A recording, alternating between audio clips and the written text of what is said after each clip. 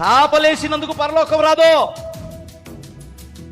చేస్తే చేయండి, లేదంటే లేదు. ఉన్నమాట ఉన్నట్టే చెబుతాను నేను. కుర్చీ లేసినందుకు పరలోకం రాదమ్మా. తగిన ప్రతిఫలం నీకు నీ పిల్లలకి ఇస్తాడు దేవుడు. దీని విషయంలో పరలోకం రావాలంటే నీ భక్తిని కాపాడుకో, నీ నీతిని కాపాడుకో, నీ పరిశుద్ధతను కాపాడుకో. నువ్వు చేసిందల్లా ఏదో పనులన్నీ చేసి ఇక్కడికి వచ్చి కుర్చీ లేస్తే, ఏదో పనులను చేసి పరిచర్య చేస్తే పరలోకం ఇచ్చేస్తే పరలోకంలో అందరూ దరిద్రులు ఉండవు. నీకు అర్థమవుతుందా? సెకండరీ నీ పరిచర్య, ఫస్ట్ నీ భక్తి, ఫస్ట్ నీ భక్తి. నేను వాక్యం ఎవడని చెప్తాడో, వాక్యం చెప్పిన వాళ్ళందరూ భక్తులు అనుకుంటున్నారా? నీకు అర్థం? వాక్యం చెప్పిన వాళ్ళ భక్తుడు కాదు.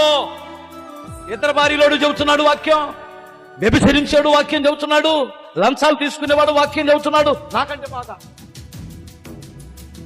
బాగా నేనేం చెప్పగలను వారి ముందు? వారికి ఉన్న థియాలజీ నాకెక్కడే.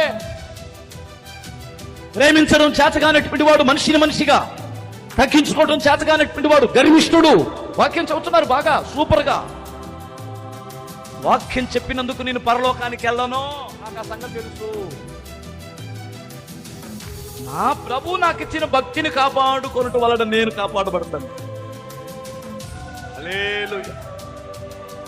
ఎందుకు కాపాడబడతాం? భక్తి, భయభక్తులు కాపాడుకోవాలి కదా.